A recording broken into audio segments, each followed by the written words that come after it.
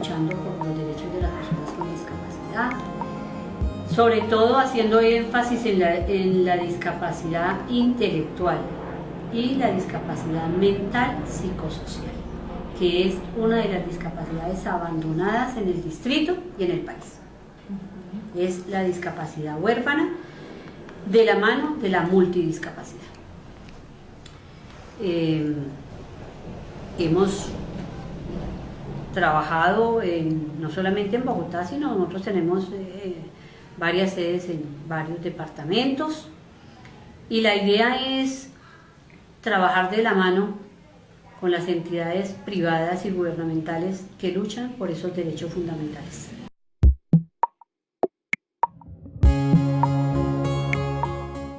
Un saludo para toda la audiencia de este espacio de radio web a través de la plataforma digital DB30 Familias, Padres e Hijos Emprendedores Sociales. Este es un programa que inicia la Asociación Colombiana de Padres con Hijos Especiales, como se ha llamado desde 1986, cuando se creó. 86. Y la dirección de este proceso ha estado a cargo de Jenny Gómez Castelblanco, quien a su vez dirige este proceso de divulgación de derechos e inclusión. Bueno, estamos aquí para nuevamente encontrarnos en radio, Jenny. Pues qué bueno que logremos estos programas tan importantes que sin duda interesan a toda la comunidad. Bien, vamos a hacer un relato a través de un encuentro semanal en estos espacios sobre cómo han sido 30 años continuos, permanentes, ininterrumpidos de proceso en derechos e inclusión de los colombianos con discapacidad. Jenny, ¿cómo podemos resumir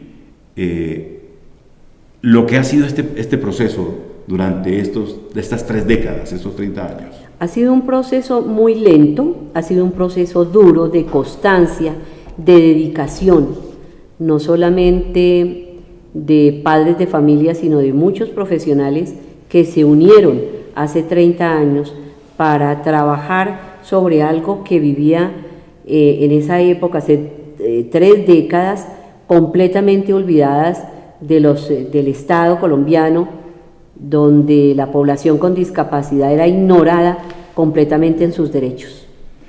Y a través del relato que vamos a desarrollar en una secuencia, pretendemos realizar unos 30 encuentros radiofónicos, radio web, a través de este título, DB30, Familias, Padres e Hijos Emprendedores Sociales. Lo que más ha evolucionado en estos 30 años, Jenny, ha sido la cultura, la concepción, los conceptos, porque en aquella época la mirada sobre la discapacidad era un asunto totalmente distante a lo que es hoy día. Se ha avanzado, no lo que se hubiera querido, pero hace 30 años cualquier persona con discapacidad era mirada como un estorbo social. Las familias se avergonzaban de esa persona con discapacidad, y más si era una discapacidad intelectual o múltiple. Las personas, por ejemplo, con discapacidades físicas en sillas de ruedas eran dejadas en sus casas, almacenadas, carentes de derechos. Las personas ciegas tenían que pedir limosna en los buses, en las esquinas. Las personas sordas hace 30 años eran los bobos del pueblo. Así es. Como se comunicaban por medio de señas, creían que esas señas, esa forma de quererse comunicar con una comunidad, esas señas eran de tontos, del bobo, era el bobo del pueblo, y afortunadamente eso ha ido cambiando, aunque lentamente, pero hemos ido concientizando a una sociedad y a un Estado donde nuestra población mal llamada discapacitada hoy en día se les reconocen sus derechos, aunque falta mucho todavía para que lo que tenemos en ley se haga realidad. El primer tema que vamos a proponer abordar es, a la luz de hoy, de lo que es la realidad hoy de la discapacidad, es el momento actual de la familia y los cuidados, los cuidadores de personas con discapacidad, ¿cómo están? Pero antes quiero terminar este contexto que estamos desarrollando. Jenny Gómez es diestra en el micrófono porque ella en ese proceso de 30 años, durante unos buenos años estuvo haciendo radio y hacía un programa que ya ella nos va a contar cómo se llamó y en qué consistió. Esto para decir que DB30 Familias, Padres e Hijos Emprendedores Sociales, es una iniciativa de la asociación ACPES que dirige Jenny Gómez, lo mismo que FENALDIC, y es ella quien lo dirige. Yo apenas soy un facilitador periodístico aquí y un acompañante, pero así como ella, en esa experiencia que ha tenido, y como directa responsable de este proceso, es ella quien dirige este proceso. ¿Cómo era ese programa que usted hacía en aquel tiempo en Colmundo Radio y en qué consistía, en cuánto tiempo fue, Jenny? Hernando, estos son programas que vinimos haciendo, duramos 4 años haciendo estos programas con muchas fundaciones y organizaciones de personas con discapacidad, donde trabajábamos en los temas de actualidad, los derechos que siempre hemos venido trabajando durante estas 3 décadas, informábamos a la comunidad qué era lo actual, en qué deberíamos unirnos para trabajar unidos, en que todas esas normas, todos esos decretos, todas las leyes, todo lo que había a nivel nacional e internacional, nuestra comunidad lo conociera.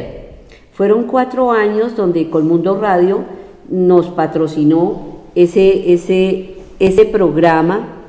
Desafortunadamente se acabó, pero afortunadamente hoy volvemos a salir con temas tan supremamente importantes como la familia, como los cuidadores, donde les estaremos informando qué es lo que hay de actualidad, cómo debemos unirnos. Y Hernando, algo muy importante, hace 30 años no habían organizaciones, no se trabajaba con cuidadores, muchísimo menos se pensaba en la familia. Hoy en día sabemos que el cuidador se discapacita, o la familia, un miembro de la familia se discapacita al tener que cuidar una persona con discapacidad. Y estamos tan convencidos de eso que haya proyectos de ley para proteger esa familia, para proteger ese cuidador.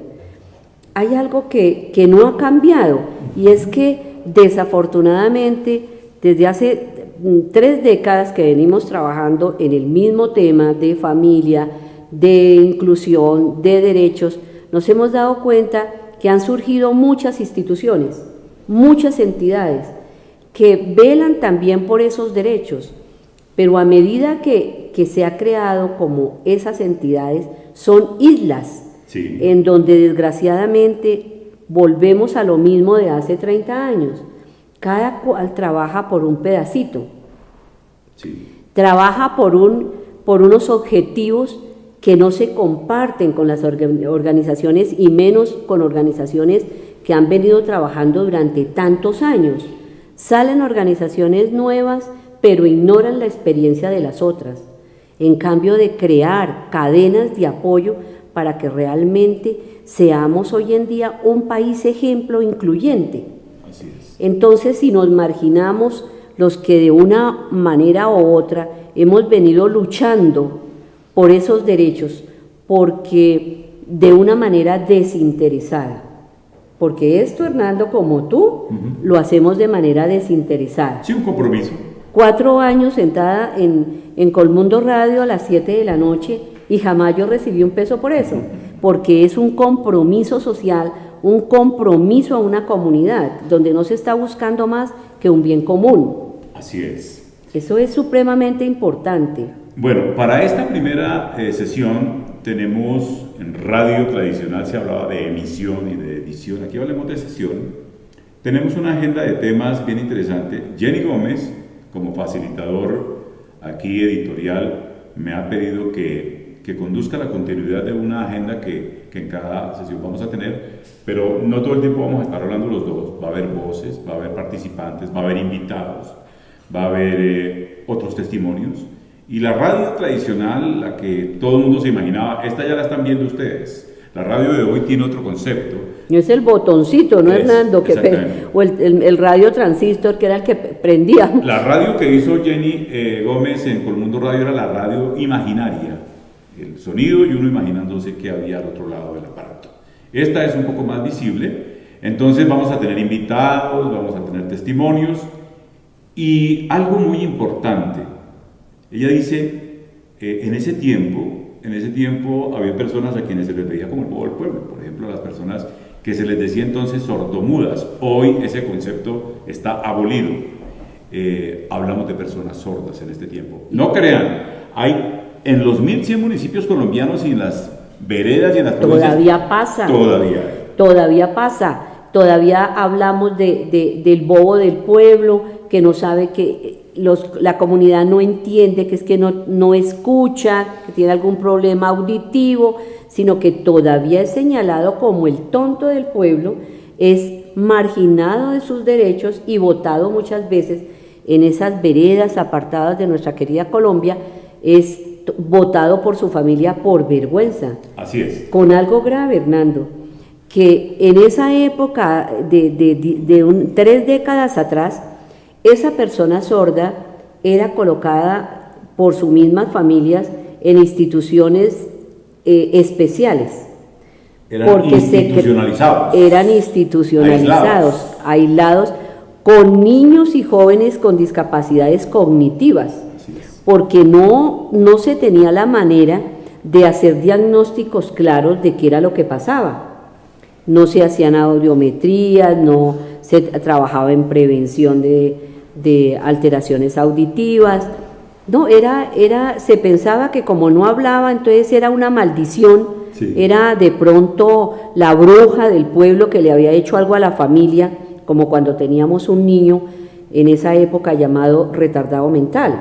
Era la bruja que le había hecho el maleficio a la señora o al señor el amante, era malicia que le había puesto la vecina, maldición. Todas esas creencias, eso ha ido evolucionando afortunadamente, pero todavía tenemos esas concepciones tan absurdas en este siglo de creer que es la maldición gitana o que la familia tiene una maldición diabólica, que fue lo que yo hice para merecer esto. Y más hoy en día, Hernando, cuando vemos, por ejemplo, todavía que convulsiona a un niño y la iglesia en este siglo piense que es que está endemoniado, que son convulsiones motoras generalizadas, es porque tiene el diablo adentro. Sí. Durante estas 10 décadas, Hernando... ¿3 décadas? 3 décadas, ¿cómo te parece que tuve una experiencia, digo yo, vergonzante para la Iglesia Católica? Y es que teníamos un grupo de jóvenes con discapacidades cognitivas severas en un parque, en un pueblo cerca aquí a Bogotá, y sale el padre de la iglesia con ¿cómo se llama eso? Que le echan el humito. El incienso. El incienso, a bendecirnos con agua bendita y el incienso porque éramos demonios en el pueblo. Para alejar los demonios. Pero eso hace 15 años. Terrible, terrible. Y bueno, sigue pasando. Entonces, quería, antes de relatarles las ideas en secuencia que tenemos para esta conversación de hoy, quería decirles que el valor de este relato tiene que ver con que los profesionales nuevos, los jóvenes de hoy, los que se están ubicando en este tema, deben conocer un poco de la memoria y de la historia y del proceso histórico y del devenir a través de estos 30 años. Rápidamente les voy a contar cuáles temas aspiramos a tratar acá de una manera muy sucinta. Cómo trabajar en la formación de los cuidadores de las personas con discapacidad para la realización de derechos. Cómo está la situación de la discapacidad múltiple y profunda y cuál es la posible realidad de inclusión. Estos 30 años de proceso, el origen del proceso ACPES, cómo era la realidad normativa. Hoy estamos repletos de normas. En ese 88, ¿cómo estábamos en materia normativa? ¿Cuáles eran las leyes que había? Estábamos en una constitución que desapareció. ¿Cuál era la realidad social del momento? La gente cómo miraba a la persona con discapacidad. Se prevalecía en ese momento el enfoque médico. El estado de la discapacidad, cómo veía la función pública, el estado y las políticas públicas, que en ese tiempo no existían, no se hablaba de ellas, la realidad de la persona con discapacidad. ¿De qué manera surge la idea del Día Blanco? Y ahí quedamos plantados para contar cómo se evolucionó en nuestro siguiente relato. Hagamos esta pausa y entonces seguimos una a una con estas ideas. Yo estoy en escena de servicio al cliente y yo estoy trabajando por fuera. Si tú quieres aprender a trabajar a servicio al cliente, que tú aprendas a manejar a servicio al cliente, que estamos haciendo sobre los alimentos y servicios, todos los que hacemos en Taller Esperanza, estamos haciendo trabajar por equipo y me gusta hacer cosas distintas. Bueno, actualmente se está preparando con todos los exámenes necesarios que le están haciendo de psiconeurocirugía, de terapia ocupacional, de toda su parte médica, y ya casi estamos terminando todo el proceso para anexar a la carpeta y meterla en la entidad con la cual piensa trabajar. Estamos posiblemente, él quiere la parte de biblioteca y estamos buscándole porque le gusta más la parte esa investigativa, y parece posiblemente se van a dar las cosas de que su inclusión laboral sea en la parte de una biblioteca. Saludos de parte de Nagatis, de los colombianos. Estamos aquí el día de los derechos de síndrome de Down.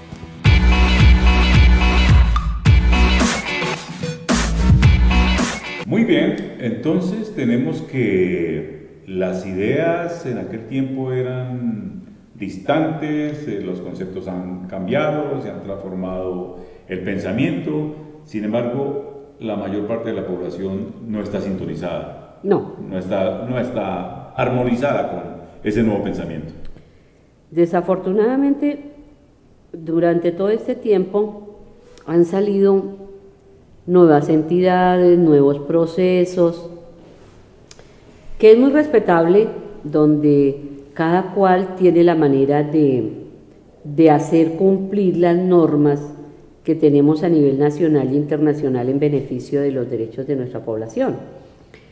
Pero siempre he dicho que de 30 años acá seguimos en la misma desunión, en el mismo individualismo de los que trabajamos en esto, y así es muy difícil poder armonizar en un país que hay que luchar, hay que tutelar para hacer cumplir unos derechos. Yo siempre les digo últimamente que nosotros, las poblaciones que trabajamos con personas mal llamadas en condición de discapacidad, digo que más discapacitados somos los que decimos que no tenemos discapacidad. Hay algo que siempre les digo, y es: nosotros podemos sacar presidente, podemos sacar senadores, concejales que nos representen, ¿verdad? Fíjate, ahora en las elecciones que acaban de pasar, teníamos nosotros candidatos con discapacidad. Y ese no, es un tema para no una pudimos. Emisión. Ese es un tema para una emisión, porque de eso hay todo para hablar. De todo. Y es que no hay credibilidad. No creemos. Entonces, metámonos en esta secuencia de temas. Jenny, ¿cómo empezar a hacer el trabajo al derecho y que corresponde, ojalá en todo el territorio, en todo el país, para formar a la familia para el cuidado y para la realización de los derechos de las personas con discapacidad, sobre todo las personas con discapacidad múltiple y severa. Tenemos una ventaja en este momento y es que la familia está reclamando esos derechos. Sí. La misma familia y el cuidador, cosa que hace 30 años no se veía, porque no estaba esa idea, era la resignación. Era el quedarme en mi casa cuidando a mi hijo, llorar todo el día, el señor dejar a la señora abandonada con el niño, el joven, con discapacidad, él hacer su vida y la señora marginada de todos sus derechos como ciudadana colombiana y simplemente se dedicó a cuidar el niño y a perder cada momento y etapa de su vida.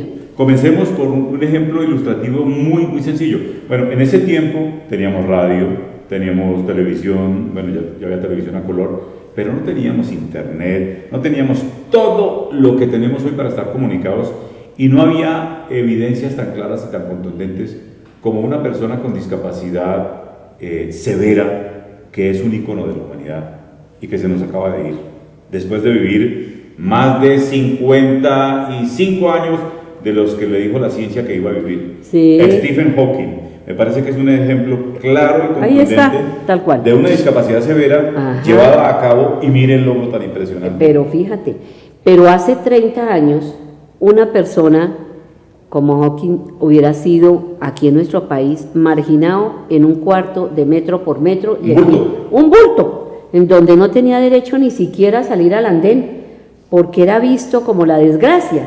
Hoy en día ya se ha demostrado, y qué buen ejemplo el que tú pones, que él con una discapacidad múltiple, severa, pero entendía, estudiaba, y mire el genio que fue.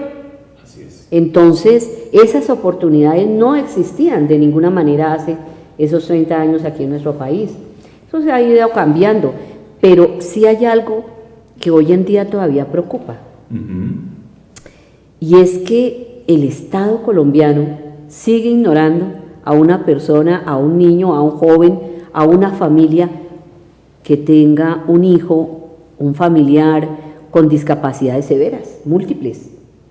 Son marginados de sus derechos a la salud, qué decir de la educación, qué decir del deporte, porque desafortunadamente, ¿sabes qué, Hernando?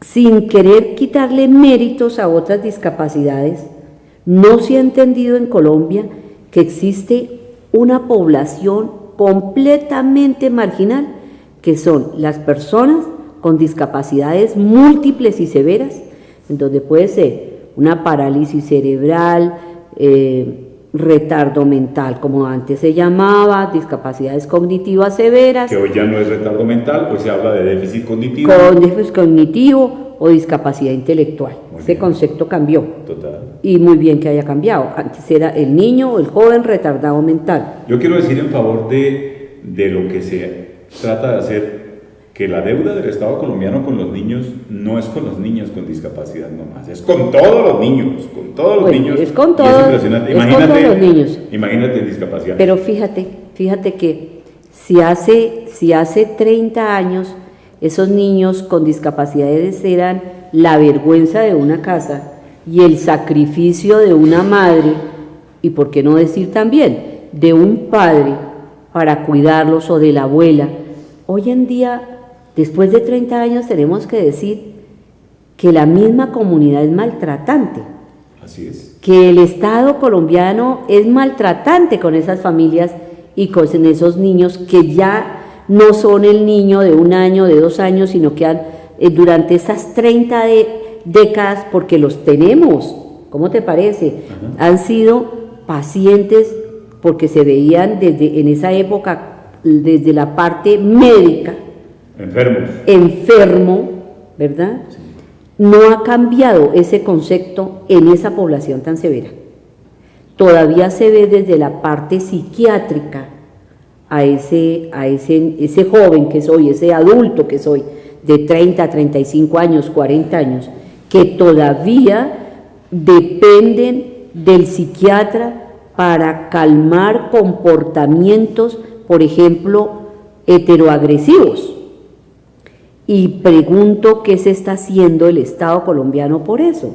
Sí. Son muchachos o jóvenes que en este momento, por ejemplo, no gozan de una EPS porque ni siquiera la familia los puede llevar a la EPS porque desbaratan el consultorio, porque le pegan a la mamá en el taxi, porque el cuidador es víctima de la agresión de ese joven de hoy en día, de ese adulto de hoy en día, ¿verdad?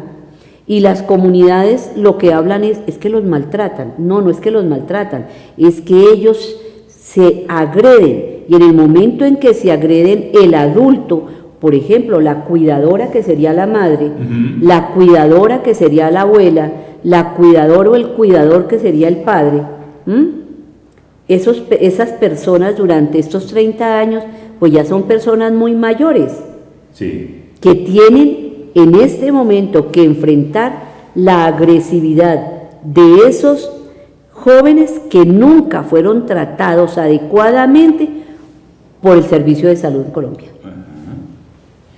Una idea que yo quiero insertar ahí y que queda planteada como tema de una siguiente conversación, retomo el caso de Stephen Hawking.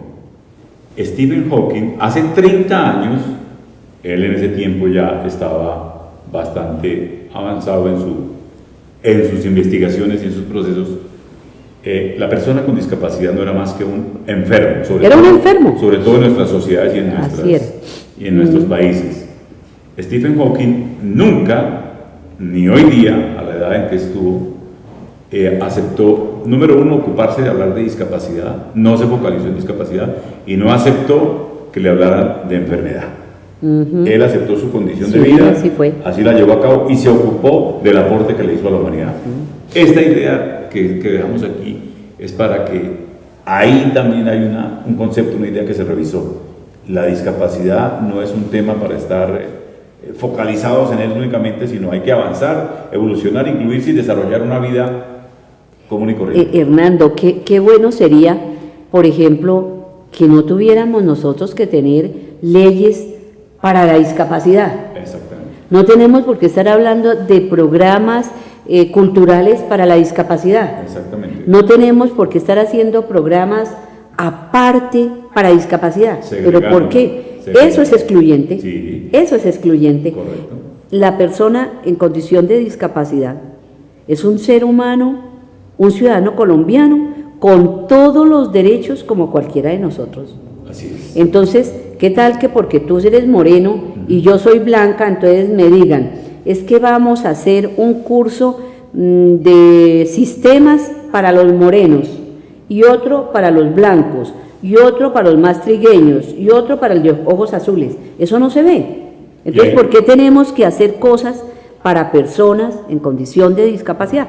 Desde ese momento estamos excluyendo. Y ahí te has metido en un tema que también da para un trabajo de profundidad, y estás hablando del derecho y el valor de la diversidad humana, con el cual no se ha podido sintonizar la mayoría de la humanidad y sobre todo los gobernantes y los políticos. Entonces cerremos este tema para abordar el siguiente, Jenny, sobre cómo ver la discapacidad múltiple y profunda y cómo pensar en una real inclusión de familias y personas que viven esta condición de vida. Es un tema supremamente arduo, un tema que duele en Colombia y que pareciera que vamos a tener que buscar legislaciones separadas, porque aquí se convirtió la discapacidad en que son las personas ciegas, personas sordas, personas en silla de ruedas, pero sucede que existen unas discapacidades que son completamente ignoradas, como la múltiple, en donde un muchacho de 40 años, un adulto de 40 años, jamás se ha parado de su cama, jamás ha comido solo, jamás ha ido al baño, ha pasado 40 años en pañales, y todo se convirtió en el deporte para personas con discapacidad, en cine para personas con discapacidad. No quiere decir que esto esté mal, que no estemos avanzando en estos otros temas, pero no podemos dejar colgada y apartada estas discapacidades, por ejemplo, también como la mental psicosocial. Así es. ¿Verdad? Que hasta ahora empezamos a hablar de la mental psicosocial, y te cuento que estamos aterrados de la cantidad de jóvenes mentales psicosociales que está el Instituto Colombiano de Bienestar Familiar en este momento trabajando y solo, porque no hay programas, porque se segregan. Pero ¿sabes qué es lo más grave, Hernando? Lo más grave de estas discapacidades es el maltrato, el abandono de lo que tú decías hace un rato. El país, el Estado está en deuda con la niñez. ¿Y tú sabes de dónde vienen estos problemas psicosociales, Fernando? De todo el proceso de violencia, maltrato. De la violencia, de que yo desde el vientre estoy rechazando el niño, Maltrato. de que cuando soy chiquito estoy en mi primera infancia y me viola el vecino. Esos muchachos que han sido maltratados son los jóvenes de hoy, mentales y psicosociales, y que no le estamos poniendo cuidado a estas discapacidades. Y si hoy un muchacho a los 14 años es un muchacho mental psicosocial y no se hace lo que el instituto sí está haciendo, el Instituto Bienestar Familiar, de trancar esto, de tratar de darle la mano a esos muchachos, así nos duela decirlo, son los delincuentes del mañana. Todo el tiempo. Porque no tuvieron una atención estatal que les permitiera reintegrarse a una sociedad y poder esos traumas superarlos. Nos queda planteado entonces ahí el asunto de los imaginarios sobre la discapacidad que hay en esta sociedad. Porque, por ejemplo, en el país formal, en los medios formales, en los medios que se ocupan de las colectas mediáticas, por ejemplo, se piensa que discapacidad es la discapacidad física. Exacto. Y la diversidad de la discapacidad es muy amplia, y entonces las exclusiones dentro de la propia discapacidad es muy profunda. Las inequidades por dentro de los mismos colectivos de discapacidad es muy grande. Cerremos con dos temas, Jenny, esta sesión de conversación, porque sabemos que todo el mundo tiene sus tiempos medidos, y dejamos planteados los siguientes para el capítulo que será el segundo de una serie de al menos 30 sesiones de conversación para documentar todo este proceso que ha sido los 30 años del proceso Día Blanco ACPES. Hace 30 años, en 1988, ¿ustedes qué soñaron en ese momento? Cuando se plantearon en el inicio de un proceso como este, ¿qué tenían en la cabeza? ¿Qué pensaban? ¿Y cuál fue el sueño de ese instante? Éramos aproximadamente unas 200 familias que nos reunimos con o sin hijos con discapacidad, que de alguna manera habíamos visto cómo esta población era tan marginada hace 30 años, donde no tenían oportunidad de poder incluirse en un núcleo social al cual pertenecían. ¿Recuerda usted si en ese momento se hablaba de discapacidad? Se hablaba de discapacidad. ¿Sí existía ya el término? Sí, ya se hablaba, por ejemplo, de las personas con discapacidad intelectual, se hablaba del retardado mental de una forma muy peyorativa. Es el retardado Los es que niños tiene con síndrome de Down, ¿cómo era? retardados mentales. Todos eran retardados mentales. Eso era un paquete de retardados mentales. Ya. La parálisis cerebral, retardados mentales, todos eran retardados mentales. Cuando no se lograba, por ejemplo, aprender en el colegio al mismo ritmo de sus compañeros, también eran segregados como niños retardados mentales. Deficientes No se mentales, hacía ese paralelo de problema de aprendizaje y retardo mental. Pero hace 30 años el mismo Ministerio de Educación empezó a mirar que era supremamente importante sacar esos niños y ponerles como un cuidado especial, y es donde surge precisamente el fortalecimiento de las instituciones que se trabajó en esa época como niños retardados mentales. Y entonces se habló de educación especial. Y se habló de educación especial. Que era el tratamiento ese diferencial que se pretendía dar en el momento. Sí, pero sin unos diagnósticos claros sin un estudio previo neurológico de qué pasaba con esos niños. Si yo no aprendo, entonces ¿qué retardado mental?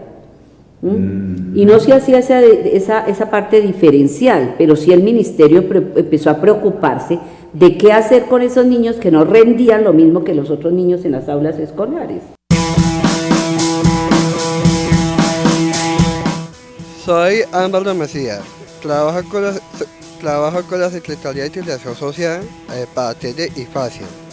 Estoy seguro con la Carelique Peñalosa, cada día parte del trabajo de inclusión, la obra incluye con discapacidad. El Día Mundial del Síndrome de Down, les mando saludos a todos los colombianos. No olviden sus derechos, es nuestros derechos.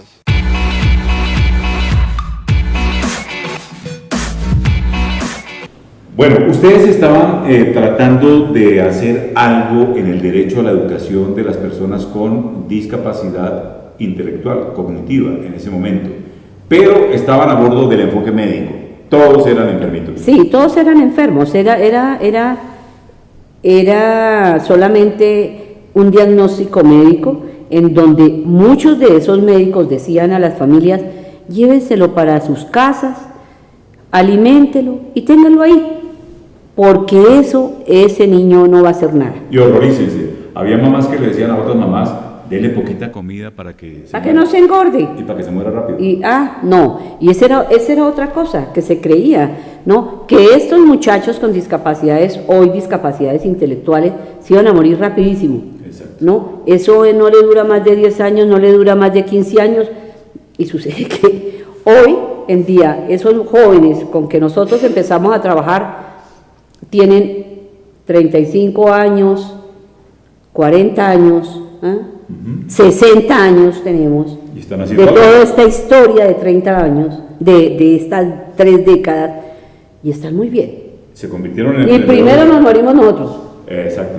Se convirtieron en emprendedores sociales que Caramba, posteriormente. son emprendedores sociales, muchachos que luchan, jóvenes que luchan, adultos que luchan por reclamar unos derechos que durante todo este tiempo les han negado, ¿verdad? Y que les siguen negando, porque, vuelvo y repito, nosotros no hemos llegado a un país incluyente a pesar de la normatividad que existe a nivel nacional e internacional. No, lo que pasa en la realidad colombiana demuestra claramente, por ejemplo, en el tema de la democracia, de las elecciones, demuestra que somos una sociedad en construcción y hablando atrasos bien largos. Bien, pero por favor, mira, mi papá es una persona invidente hoy en día. Ajá.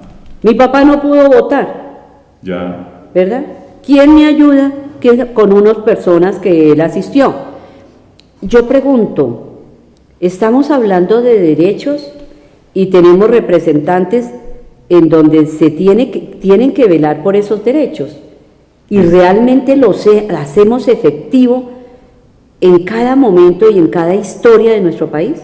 Mi estimada directora, usted se me quiere ir con otro tema. Cerremos esta sesión. Me calla. Cerremos esta sesión con lo siguiente. Bueno, muy bien.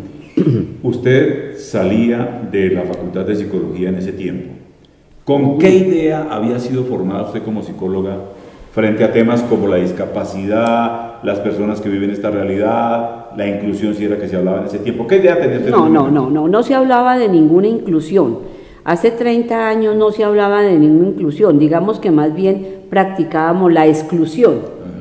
Fíjate que yo estudiaba psicología y una de las cosas que más me impactó y que tal vez marcó mi vida para luchar como se ha luchado al lado de muchas personas que me han acompañado, es observar cómo se marginaba esta población. En un pueblito cercano a Bogotá, tú encontrabas 100, 200 niños y jóvenes metidos en casas de monjitas, de curitas, dándoles comidita, y a las 6 de la mañana con manguera bañándolos, con agua helada, ¿no? Yo decía, pero esto no es posible, y preguntaba, ¿y dónde están las familias de estos niños? No, es que las familias los tiraron, o vienen muy rara vez a verlos. ¿Y por qué? Porque es que son retardados mentales, entonces no entienden. ¿Y cómo sería, Hernando, es esto que realmente impactó mi vida, que ni siquiera a la hora del almuerzo les daban un tenedor o una cuchara para que comieran. Ellos comían con la mano. Entonces, y eran tratados como si no entendieran, ellos no tenían sentimientos. Ahí es donde hago una reflexión, pero perdón, ¿cómo así que los niños no pueden tener una cuchara para comer, una servilleta? Porque es que no entienden. ¿Y por qué lo votaron la familia? ¿Por qué los votó la familia? Y empiezo como estudiante de psicología a estudiar eso. ¿Por qué los vota la familia? ¿Por qué los abandona? Y ese es un fenómeno gravísimo del país, en donde hoy en día tengo que responder a esa pregunta que me hice hace 30 años. ¿Por qué no hay apoyo del Estado? La mamá que no tiene 8 hijos, un niño que antes se llamaba discapacitado mental, que era médicamente visto como el retardado mental, dele comidita y lléveselo para la casa, el Estado no apoyaba. Entonces la mamá, la familia, que tenía una carga económica con ese niño diagnosticado de esa manera, prefería tirarlo en los pueblos cercanos a Bogotá, dejarlo allá tirado para que el Estado se diera cuenta de él. Y eso se fue incrementando bastante. Hoy en día tengo que responderme a esa pregunta. ¿Ah? Si el Estado, después de 30 años, sí responde por esa población. Ahí está la pregunta, hay que buscarla. Bueno, cerremos entonces. Ella es Jenny Gómez, neuropsicóloga, tiene 30 años para relatar, 30 años de memoria que relatar, y aquí apenas hemos hecho un anticipo. ¿Cómo se sintió y cómo le parece este ejercicio? Estupendo, delicioso. La memoria y el conocimiento de la gente hay que apoyarlos. Y lo más lindo es el poder uno hacer como esa comparación, ¿no? ¿Qué tenemos hace 30 años y qué podemos decir de hoy? Porque nos hemos recorrido un país. Así es. Pero no una diferencia grandísima. ACPES ha trabajado siempre con poblaciones de bajos recursos. Y esas poblaciones de bajos recursos tendríamos que mirar, analizar con ellas mismas cómo se sentían hace 30 años y cómo se sienten hoy. Muy bien. DB30 Familias. Padres e hijos emprendedores sociales. Vamos a estar todo el tiempo hablando con ustedes en este tono y aquí con el apoyo editorial de Disney a este espacio de ACPES, Asociación Colombiana de Padres e Hijos. Muchísimas gracias y nos vemos en la próxima sesión.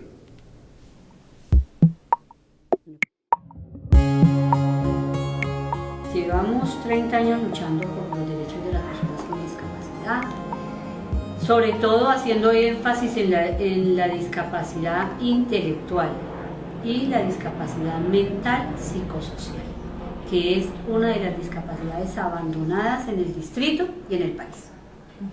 Es la discapacidad huérfana de la mano de la multidiscapacidad. Hemos trabajado no solamente en Bogotá, sino nosotros tenemos varias sedes en varios departamentos y la idea es trabajar de la mano con las entidades privadas y gubernamentales que luchan por esos derechos fundamentales.